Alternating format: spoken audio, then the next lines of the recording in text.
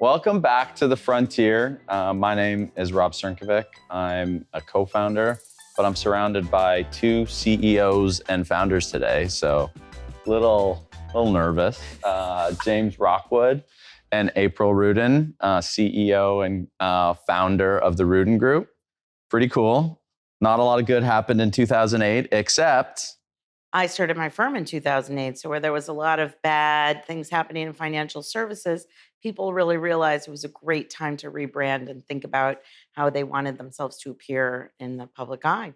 Yeah, I'm actually really excited about today. I know we've kind of bumped into each other a bunch of times, and the impact you've had within the industry, and specifically some of the things we're going to talk about within marketing. I think it's going to be really, really cool for the listeners. Do you want to maybe tell us a little bit about why you started the Rudin Group and the last 15 years? Well, that'll take too much time, but I'll go through it a little bit quickly. What the heck? So 2 episodes. Thanks for inviting me here. I'm really happy to be here in Toronto because I started in Detroit, which is, for those people out there that are interested, the only place where Canada is south of the U.S. South of the U.S. I mean, Nova that's your Scotia. I can get that out. So my background was basically technology and marketing. And I ended up relocating. I started my career working for Kelly Services, the temporary health company. Okay, cool. So I always call myself the original millennial girl because I met the president of the company who asked me, do you know the Wang word processor a million years ago? And I said, yes. And he said, you're hired because we don't. We have typewriters in our offices and we don't know what to do. So I ended up finding a company that they purchased that really catapulted them.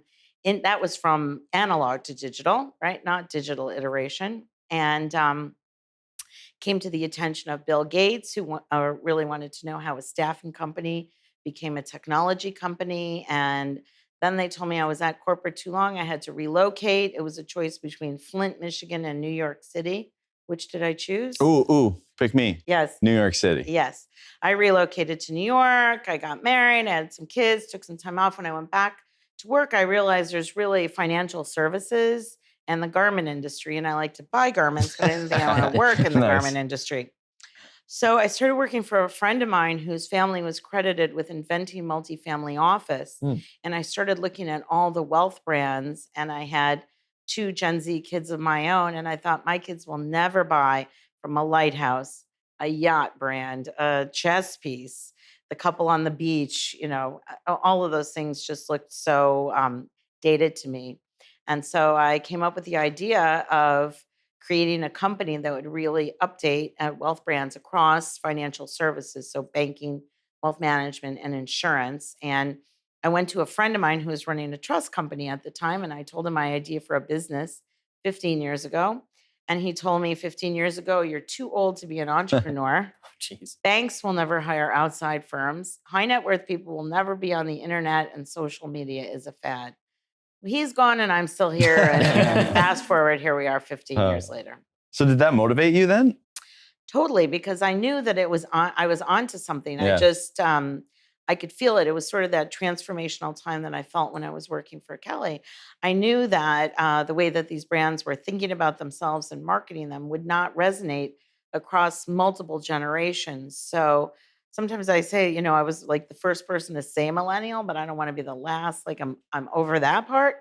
But I still think it's really important for brands to think about how they appeal across generations. Do you remember the partnership or the campaign or the strategy that kind of like made you feel like, oh yeah, this is going to be a good run? Yeah, so I would say it was actually when I created my own website, which I was really proud of. And my website, which could actually be launched today. We're rebranding now, but you could pretty much pick up the pieces from that. So it was 4 sliders. The first one was 98% of wealth inheritors change advisors. Mm-hmm. The second slider was 75% of widows change advisors. The third slider was 70% of buying decisions are influenced by digital. And the fourth one was, what are you going to do about it?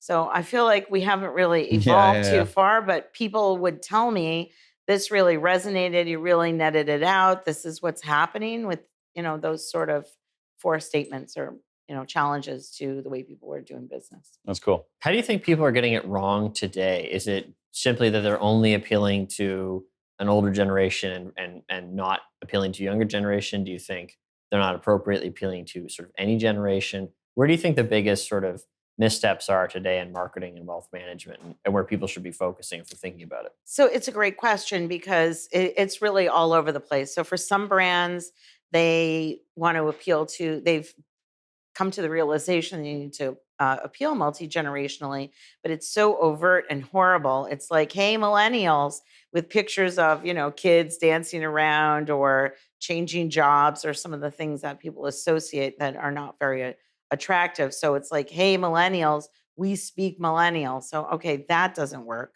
No one wants to be spoken to like that. Similarly, like with women, like we want to appeal to the female segment. So we're going to say, we're going to have female advisors, or we're going to have pink pages, or we're going to have something that we think, makes women really interested in what we do. So that's not right either. So it really comes down to thinking about how people's behavior drives the way that they work. And it's not really so much calling out the generation, but it's more about how people want to be reached.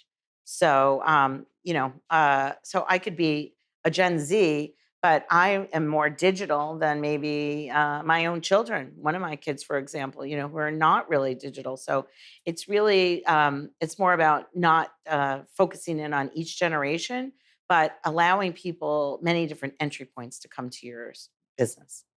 So sort of like, would you say that that would be a consistent message in different places to hit the same groups, and it would be more of a general? It can't be too overtly saying, "Hey, we're hip and cool now. Right. Come work with us." It's more you've got one consistent message that broadly, I guess, is broadly appreciated across generations, Yep. and then you're going to put that just where these different generations are, and that's the kind of strategy. Exactly. So you mentioned like come work with us, which is another consideration.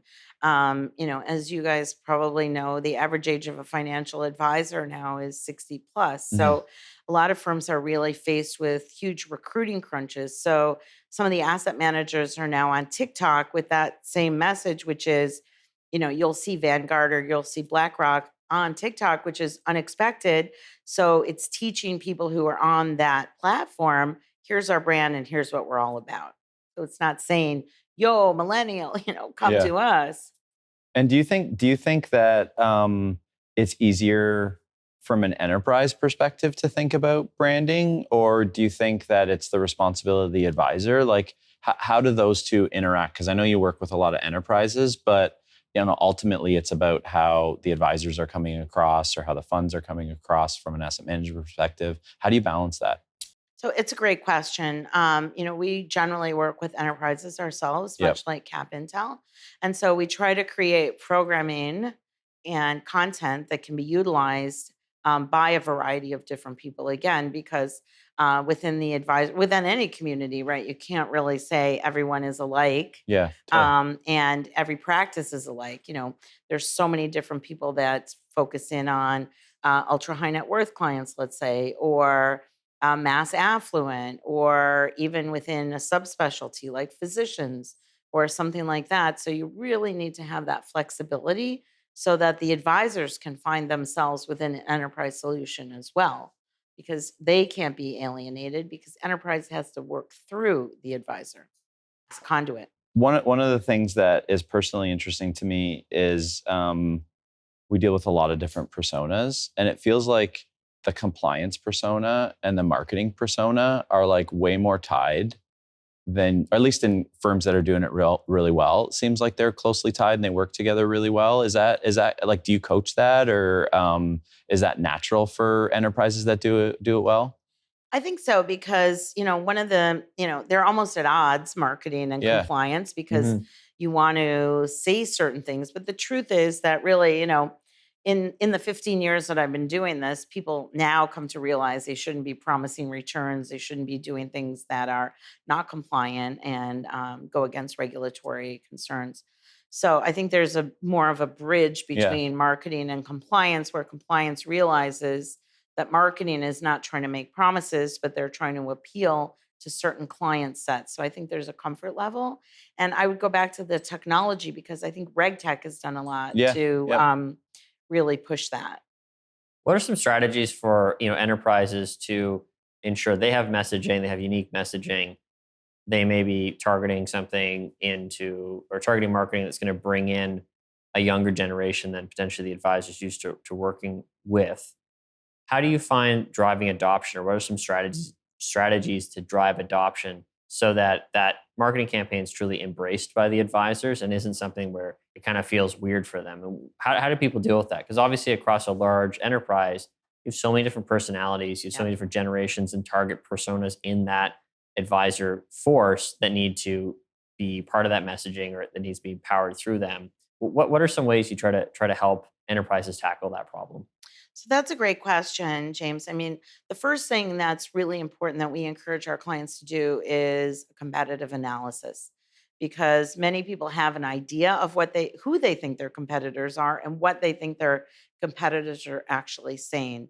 And the reason we do that is to try to find the white space that nobody's talking in or white space topics that people are not talking about and bring those to firms so that their message can resonate Yeah. and it doesn't get caught in some cesspool of everyone else. We have ESG, ESG, ESG, or women investors, women investors. The same sort of things Totally. over and over again. But I think some of that flexibility that enter. So once we find that out, we can create programs that will allow advisors to figure out within there where they want their lane to be. Mhm. And so that I think is the marriage that Rob was talking about between compliance and marketing, giving more latitude to marketing teams to come up with programs Yeah. that can be scaled, right? So that's really important, but scale and flexibility need to be balanced.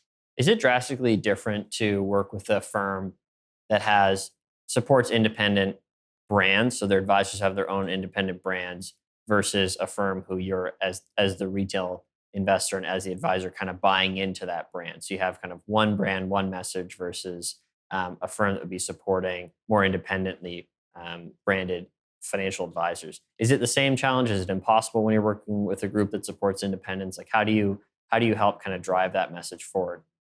So again, a great question. I mean, for wirehouses, people might think that a lot of next geners or people don't really want to work with Mhm. wirehouses, that they prefer to work with independent advisors. But I think that there's a lot of brand loyalty and brand recognition Yeah. that goes along with wirehouses that I think is sometimes underestimated by the RIA and the independent channel and independent community. And I think that even comes more into vogue when the markets are dicey and when things Mhm. are more Yeah. volatile. You really feel like you're having a brand experience to work with one of the wirehouses as opposed to an independent that, could be just out there sort of, what are they actually tying themselves to?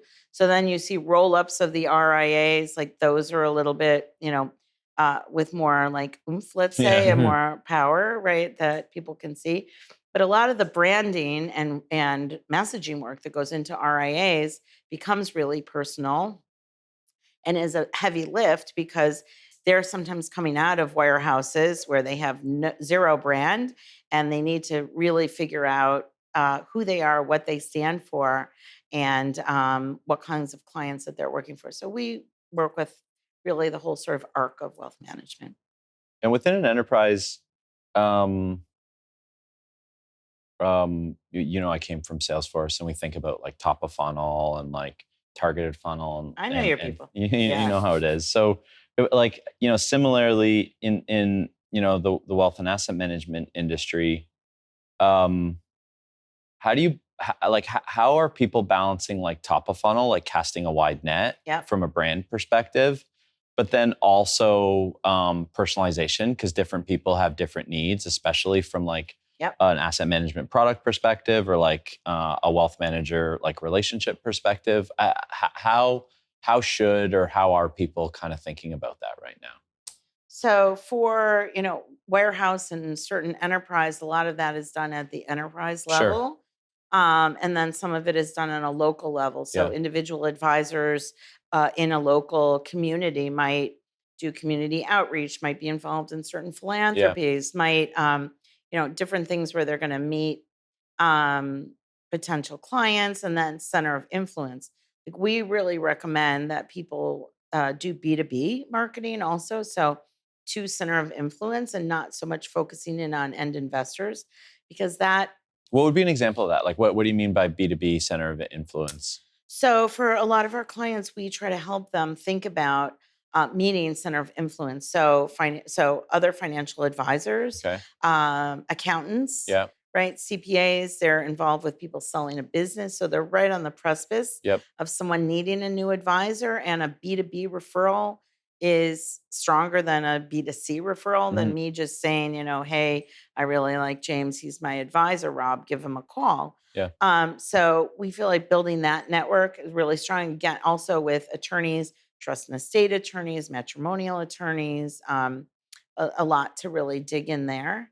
But really what sort of trumps everything is digital marketing. Yeah. That's where, you really use the power of the internet and targeting to really get to the people that you have already established as being your target clients. But one step above, and this I think is, maybe the talk track of the year for 2023 and 2024, which is B2B marketing. So people and a lot of advisors and firms aren't thinking about that so much. They're really casting a wider net, but casting the wider net toward end investors. And that many times is opportunistic. Like, we don't know when someone's looking for a new advisor. Yeah. Because if we knew, it would be just a silver bullet. That's really it's interesting about the B2B marketing, especially from an enterprise perspective. Because at an advisor, like you obviously have a referral network. That's how you Yes. do business. Like, you're involved in the community. Are enterprises trying to scale that motion, and from like an enterprise perspective, build out B2B relationships and leverage the referral stuff? That's It's really a great question, yeah. because I haven't really seen it yet. So more of the independents are doing Okay. it. I feel like the warehouses and enterprise have not really gotten there Yeah. yet, right? Because they have a big brand. But anybody who really wants to, power up their business Sure. knows that how many referrals can you get a year? Yeah. 1, 2, 3. Like, you really need to get beyond organic growth, right? And you need to power it up with Yeah. digital, social, right? All of the different ways. And then think about, different, like B2B, for example, are multiples. Not only are they professional referrals, but they're also multiples. And then hitting up people at different times in their lives and life cycles and business cycles really can all be done. I don't have to explain to you guys, but there's this new thing called wealth tech, technology. Bring it in. That's actually amazing, because I think just on that point, like, we haven't heard at all about the B2B marketing for referrals. And Yeah. I think as you consider a referral from a brand perspective, when you make a referral from one company to the next, you as that company who's referring are wearing some of that risk. Yes. And so you have the opportunity, if you, especially if you have a good experience, that person's going to be taken care of. It's a lot of how financial advisors have built their own referral networks today, to say, oh, go to this mortgage specialist. I know that this person's going to treat you well. It Mhm. also works on the flip side too, to allow it to drive for that. And I think we haven't heard in the market as much people talking about B2B referrals is actually the best. And you can imagine that the more repetitive, solid, positive customer experiences you have, the more it's going to reinforce that. Whereas if your friend, you refer a friend to your advisor, they're probably not going to tell you whether or not it went well. Yeah. You might get like, hey, thanks for that. But then it's not going to be another resource necessarily, Right. or as reliable of a source for someone who's going to come across that, because people aren't going to come across it quite as often as other professionals who are serving people that are going to be working through that life cycle. So I think that's a 100%. really neat point we haven't heard before. Yeah. Have you found that, like, within your business, are you leveraging referrals a lot? Like, do you see yourself kind of working within particularly types of asset managers, types of wealth managers? Or are you seeing like demand kind of come in across the board? So again, another great question. I mean, we try to model what we say Yeah, for our for sure. clients as well. So we have our own marketing plan. We're in Yeah. the process right now. It's our 15th year of rebranding and relaunching our brand, which I'm really excited to launch probably in September, which looks and feels a lot different from anything I think in the industry or anything that anyone has done before. Yeah. And I think that's the sort of motion that makes people notice and really take note of, right? Because it looks and feels different.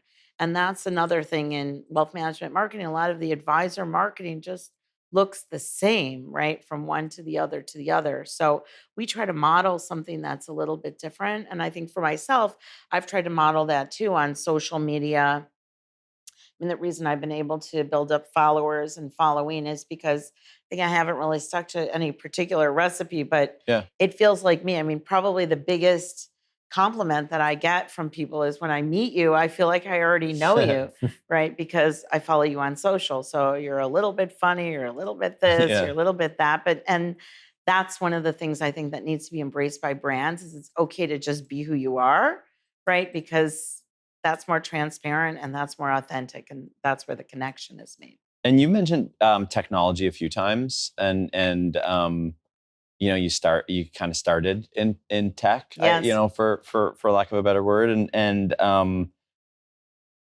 do you find that you still need to talk to firms about tech as a differentiator? Like, is that still like a battle you're fighting, or you're still educating people on, or do you think people are there and really adopting it? Like, how are you seeing wealth tech adoption, and what's the impact of that? Like, do you think it's just at the cusp, or is it at the end?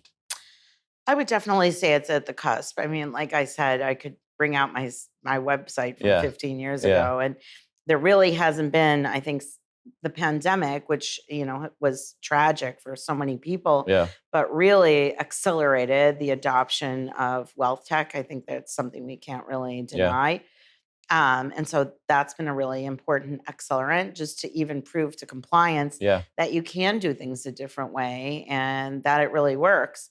And wealth tech itself has evolved, but I think, I can't stand it when I read about, like technology replaces advisors or technology mm, replaces anything. right, It's really technology is a revenue sure, generator. And I think that in financial services, if they pivot to that point where they're thinking about wealth tech as a revenue generator and not an expense item, that sort of mind shift change would be really important in the way that they're not only purchasing it, but implementing it in the way that they have field implementation so that advisors really understand that this is not here to replace me, but it automates the routine, repetitive things. If I was sitting in the back room using an abacus yeah, or something as complex as like tax loss harvesting, like you're not going to be sitting at your desk with a calculator, right, doing that. So nor would you really want someone. So I think it's all in the positioning again internally with how wealth tech is implemented and brought in. yeah. Is that fundamental to your engagements with firms too? Like, is that a big part? Like how they're using different technology, how they're using different marketing avenues and channels? Like, is that part of a big part of how you're working with firms? Definitely, because we work on the B2B to B2C, Okay. right? So I'll say it again because that was a little fast. That's B2B and then B2B to B2C. So if you're just doing marketing at enterprise level and you're teaching or telling advisors how they should position themselves without giving them materials or teaching them or talking to them about how they implement it with their clients, it's really only halfway there. Yeah. So you need to think about sort of in the internal cell Yeah. plus the external cell. Yeah. Well, I think it's especially important because in this industry, we sell intangible products. You really can't put your hand around an investment. You can see a financial plan, but it's typically going to exist online. And so a lot of the services that are provided actually exist only in technology. And so I think it's interesting where you've seen a delayed adoption in some areas because it's like, well, this is actually how you articulate what you're providing to a client. And there's no other real way to do it because they can't test drive it, they can't feel it, they can't eat it. And so how do you ensure that how do you make sure that you're providing the best foot forward? And tech, I think, has an outsized impact in customer experience when it comes to financial services in particular because of that key problem or that key thing to get around, which is that this is all intangible. Right. And so we need to use technology to make it tangible. What do you think some of the ways that people can use? Like, what do you think are some of the ways that people can use technology to make these intangible services more tangible? I know you write a lot about hyper personalization of services. Can you talk a little bit about that? I think they're probably pretty closely related. Yeah. So James, I would say that one of the industries that I always tell people to take a cue from is luxury brands. Luxury brands do a great job of hyper personalizing and giving you a personalized experience when you check into a luxury hotel. Let's say they remember you. Thanks for checking in, Ms. Rudin. We know that you like a room near the elevator or far from the elevator. You're Couple usually, CEOs, that's why. You guys know how it is. well, yeah, and a luxury shopping experience too. But if you think about it, it's really after the same client base. But luxury Yeah. brands think about client experience, whereas most financial advisors are not thinking about that client experience. And so I think, again, the pandemic has given people the ability to sort of think about that because everything has sort of been laid bare. So you know, I know a lot of advisors complained or were upset about having Zoom calls in their home, but there's nothing that brings you closer really than Right, that and right. getting to know people. So it's all about building the relationship. So you need to use technology to take away the mundane, repetitive things so that you have more time to be one on one and really making relationships. And the other point I was going to say to you earlier, too, is, a lot of advisors for a long time sold on returns, right? And so moving away from returns and Mhm. more into holistic financial planning, goals based investing has been really much better for advisors also because it gives them so many more touch points and it gives people a more realistic plan, right? That they can touch and feel that they feel like they're making progress on. So it can be part of, the entire relationship. It whereas a lot of advisors are going to say it's a relationship business, it is a relationship business, but it's more than just the referral. It's really about how did you come and help me in a disaster, in a time of need, or listen to me, or give me suggestions ahead. So thinking ahead for me where I might not be thinking. Yeah, because I think a lot of your interactions as a financial advisor aren't just routine. We have a call scheduled. It's a lot of reactionary things too. Hmm. Somebody needs help. They have a question about something. They had a change. They had a child, or they're retiring, or they have an aging parent they need to take care of. Like it's going to be there's gonna be an event, and then there's going to be a reason to reach out to you. And so it's what I think you've laid an argument out for is that it's not enough to be differentiated in marketing, but you also have to be differentiated and personalized in the services that you're providing so they know that this is a reaction to your specific request versus this is a general template because people are coming with big problems, with Yeah. real questions, with real anxiety around, am I going to be okay? XYZ just happened to me. I had I have a kid. Am I going to be okay? Is this going to be all right? Can I afford it with my new mortgage that's increasing because of the interest rates? These are really intense questions that I think coming back with a personalized response that reflects the questions that that person has is going to pay way more dividends when it comes to building confidence and ultimately getting a better client experience, better client relationship for the advisor too. I think your confident clients are the best ones because they're the ones who just come to you when they need it. They're not constantly checking in. They're people who you have a much better relationship with, and finding ways to build that I think is such a key challenge. I mean, we know anybody can be a good time friend, Yeah. right? But in the bad times when the market's volatile or you have a personal problem, having somebody to reach out to who has led people through that experience successfully is really what it takes. What do you think one thing that advisors can do that's going to be their highest ROI from an effort perspective when it comes to marketing, differentiating yourself in the market when it comes to doing anything? If I'm sitting here as an advisor, I don't know what to do. What's one action? Do I go on LinkedIn and start posting? What's something I can do today that most people don't do where you're going to see a big return over time? I would say it's a couple of motions. So number one, it's case studies. I feel like case studies are really important and not enough advisors talk about case studies or offer case studies on their website or on LinkedIn or anywhere. So to the point that you were bringing up before, James, if I know that you've already helped Rob in that situation and I have that same problem, I'm going to really find myself in that copy or in that content or in that LinkedIn post or whatever, so that I know that James has really helped people like me before. Yeah. So I think that's where the personalization starts, top of the funnel, right? Here's something that we can do. And we've done it before, so we can really help you with it. So I think having a content strategy and thinking about where your strengths are rather than just sort of blanketing everything out there is a real opportunity. So I would say for every advisor, listening to this podcast, that the two most important takeaways would be thinking about B2B marketing and then thinking about case studies. It's a really interesting point, April. I think that the case studies are an amazing way for advisors to get credit for the good work they've done. And I think that's one of the most amazing parts is like, you've already done this work. It's a case study. It's something that happened in the past that you're proud of. And you can show that and it's going to resonate with people who are in a very similar situation. So I think that's a really incredible point that I hadn't thought about until we chatted today. Yeah, I got to agree. The B2B marketing and the focus on that can just have such a big impact. And it'll be really interesting to think about how you can do that at an enterprise scale. So really cool. Today's been awesome. Thank you so much. Really appreciate you being here. So from April, James, and myself, we'll see you on the frontier.